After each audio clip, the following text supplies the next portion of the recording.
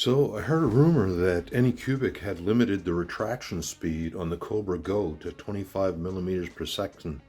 So of course, being curious, I had to investigate, and sure enough, there it is, right in the firmware. Using Pronterface to be able to read it, the line M203 is the line that controls the speed, the maximum speed of the stepper motors. So of course I went in and changed the speed limit to 50 millimeters per second and started doing some tests. I used Pronterface to do it, and I'll show you how to be able to change it later on in the video. But if you do change it, you're doing it at your own risk. I was fully prepared to take a risk of scrapping a stepper motor and having to replace it if anything went wrong. But nothing did go wrong. I printed a bunch of retraction towers, as you can see on the surface there, but the final result for me that I found that worked well was retracting 7 millimeters at 35 millimeters per second, and that's this top row here. So just when I thought I couldn't get this thing to print any better than the results I was getting already, I ended up doing the retraction testing with the increased retraction speeds, and it actually got even better. So this thing that I printed right here, I'd printed with the old settings where I was using 5 millimeters retraction at 25 millimeters per second. And I had quite a few little hairs that I had to clean off of this thing to get it to look the way that it does right now. And I think it looks pretty dynamite. I think it's pretty neat. But so that was good. But then I went and I printed this one with the 7 millimeter retraction distance and retracting at 35 millimeters per second, and it came out fantastic. I didn't have to remove a single strand, and it's just absolutely dynamite. I'm really happy with that.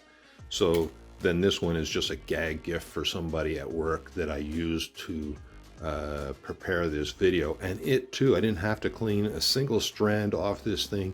It is fantastic. It is really dynamite. Stick around and I'll give you a demonstration on Pronterface. Okay, so you're going to download and install Pronterface onto your computer, and here's a little icon for it. You click it, you pop it open. You're going to take that USB cable, connect it to the printer while the printer is turned on. And so you just heard it connected. I'm going to actually click the connect button, and now the printer is now online. So what you have to do is you have to type in M503.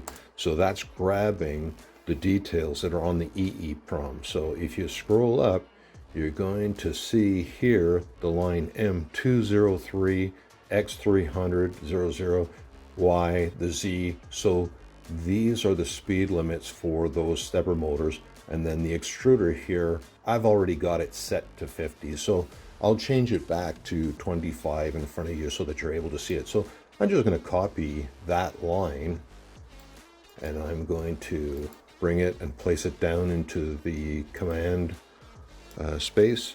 I enter it, and now I will go and I will set it to 25. There, now you can see that. I'm going to send it.